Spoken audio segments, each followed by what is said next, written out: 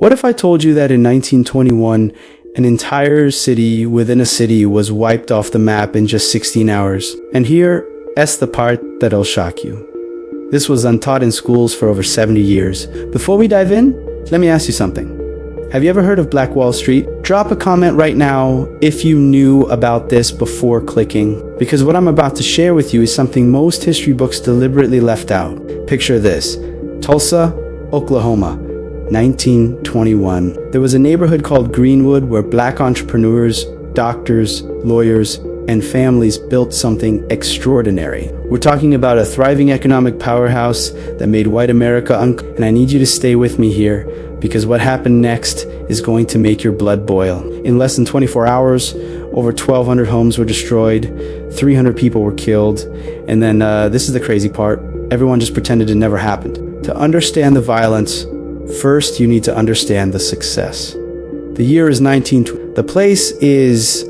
Tulsa, Oklahoma. The Greenwood district, affectionately nicknamed Black Wall Street, was a beacon of prosperity and in an era where segregation was the law. Tulsa's black community did something extraordinary. They invested in themselves. They built an ecosystem. Here, money circulated within the community multiple times. There were over 30 blocks of black-owned businesses, doctors, dentists, lawyers. There were 2 schools, a hospital, libraries, pharmacies, and the famous Stratford Hotel.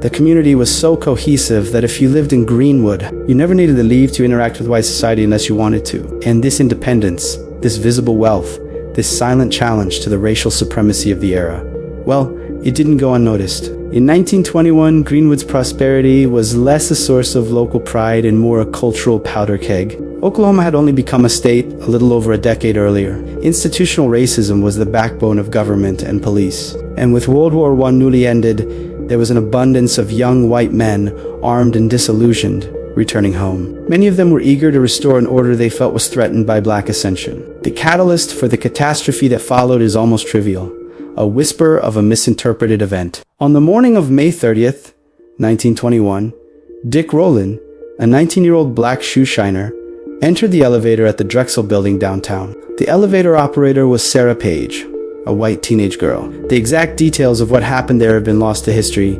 Maybe Rowland stumbled. Maybe he stepped on her foot. What we know is that Sarah Page screamed. Rowland ran. Page, when questioned by police, apparently didn't want to press charges or prosecute him, but it was too late. The machine of rumor and hysteria was already in motion. That day, the Tulsa Tribune, a white newspaper, published a front-page story titled "Nab Negro for Attacking Girl in Elevator." The article inflamed the city, and crucially, it included an editorial that openly called for Rowland's lynching. By late afternoon, a crowd began forming outside the Tulsa courthouse where Rowland was being held. Hundreds of white men eager for a lynching. Knowing the threat, black veterans from Greenwood, many of them fresh from Europe after fighting in World War I, decided to intervene. They weren't going to let this happen. About 75 black men, armed and determined, went to the courthouse. Their goal wasn't confrontation, but to offer support to the police to protect Rowland and prevent the lynching. This was seen not as an act of protection, but as a direct challenge. By around 10 at night, the white mob had grown to more than 2,000 people. The police chief tried to disperse the crowd, but it was useless. It was at this moment that the first and fatal confrontation occurred. A white man tried to disarm one of the black veterans. The gun fired. That single bullet opened the floodgates. The white mob, many already armed, rushed to local gun stores, some of which handed out rifles for free. Men were armed directly from the National Guard, and in one of the most shocking details, many were that means they received legal authority from the Tulsa police to help control the situation. Remember, the goal was to protect the prisoner, but suddenly, the only ones legally authorized to carry weapons were the men who would soon become the aggressors. What followed was a march toward Greenwood, not to restore order, but to dismantle it. The initial confrontation transformed into a brutal hunt. Greenwood residents tried to build temporary barricades, but the defense was desperate. They were fighting not just angry neighbors, but an armed militia backed by law. On the morning of June 1st, 1921, The situation went from confrontation to annihilation. Survivor testimonies and unofficial reports reveal a terrifying detail: the use of machine guns and mortar-shock and aerial weapons. While mobs invaded the streets, looting and burning homes and businesses, private biplanes began flying over Greenwood. Survivors affirm categorically that these planes weren't there for surveillance. They were there to bomb. Jars of burning turpentine, dynamite, and other incendiary materials rained down on Greenwood. The use of aircraft to attack a civilian population within the United States borders is a historical fact that the city of Tulsa denied for decades, but which is supported by numerous eyewitness accounts.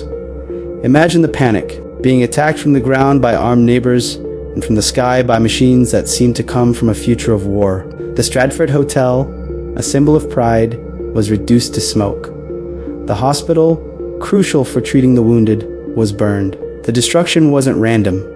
It was methodical. The mobs followed systematically, block by block, using gasoline and kerosene.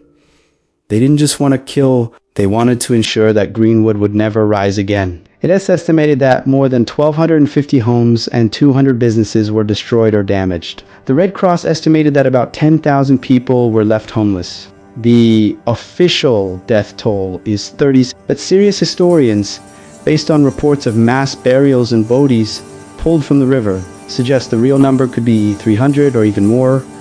The crime lasted only 16 hours. The trauma would last an eternity. With the smoke settled, came the most cynical and dark part of this story, the cleanup. And I'm not just talking about cleaning the streets, I'm talking about cleaning up the facts. The thousands of survivors who had just had their lives and properties destroyed were immediately detained in internment camps, many of them at gunpoint by guards who had participated in the massacre. They needed a white person's identification card to be released. While victims were held in camps, the city began working on the official narrative. A grand jury was convened, but instead of indicting the shooters, the looters, or the arsonists, who in many cases were the official deputies, they placed the blame on the black people.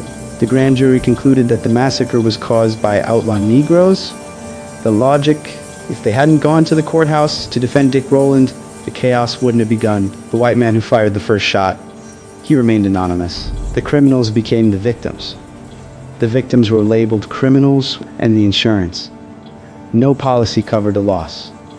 The legal reason: policies contained clauses that excluded damage caused by riot or insurrection. The city of Tulsa, in its official narrative, insisted it was a riot, despite having all the elements of a coordinated insurrection. The physical destruction was just the beginning. The next step was the destruction of memory. In the years that followed, the Tulsa story was systematically erased. Local newspapers, textbooks, even the police, all acted in concert to forget. Police records disappeared. Red Cross reports were minimized. The original Tulsa Tribune editorial was removed from archived editions. Generations of white Tulsans grew up without knowing that beneath the asphalt of their city lay the foundations of a black metropolis brutally murdered. Why? Because admitting the truth meant admitting not just guilt, but the complete failure of law and order, and the state's direct complicity. Silence was the only way to preserve the narrative of a just social order. The secret was so well kept that only in the 1990s did the story begin to resurface. It was driven by survivors who, though elderly, didn't give up. A commission was formed and only in the 21st century did the state of Oklahoma require that the massacre be taught in schools. 75 years of silence. Think about that. The Greenwood area was rebuilt, of course, but Black Wall Street never came back the same. Trust was destroyed. Capital that had taken decades to accumulate evaporated. Fear permanently settled in. Today, what remains is the John Hope Franklin Reconciliation Park, a place of reflection and memory. And more importantly, the survivors and their descendants remain. The modern battle isn't about what happened anymore, but about what should happen now. Reparations, the call for financial justice and moral repair for those who lost everything, not to accidents of nature, but to a state-orchestrated attack, is a complex and ongoing debate. The Tulsa case is a vivid reminder. It's not just about the fragility of life, but about the fragility of truth. When an entire community is silenced, when history is intentionally omitted to protect the powerful, justice becomes a mirage. The builders of Greenwood only wanted the chance to create their own future. They did it. And for a time, they shined. The horror of Tulsa isn't just that their city was burned, but that the world watched in silence for 3/4 of a century. The world allowed the ashes to be swept under the rug of history. And here's why this matters to you today. This isn't just ancient history. Survivors of this massacre were alive until just a few years ago. Their grandchildren are fighting for justice right now. The conversation about reparations, about accountability, about teaching real history in schools, it's all happening as we speak. So let me ask you this. Where are you watching from? Drop your city and country in the comments because I want to know how far this story is reaching. Is this being taught where you live? Because knowledge is power, and they tried to bury this knowledge for a reason. If this story moved you, if it made you angry, if it opened your eyes to something you never learned in school, then you need to hit that like button right now. Seriously, it helps more people discover the truth. And listen, this is just one story. There are dozens of similar events that were erased from history.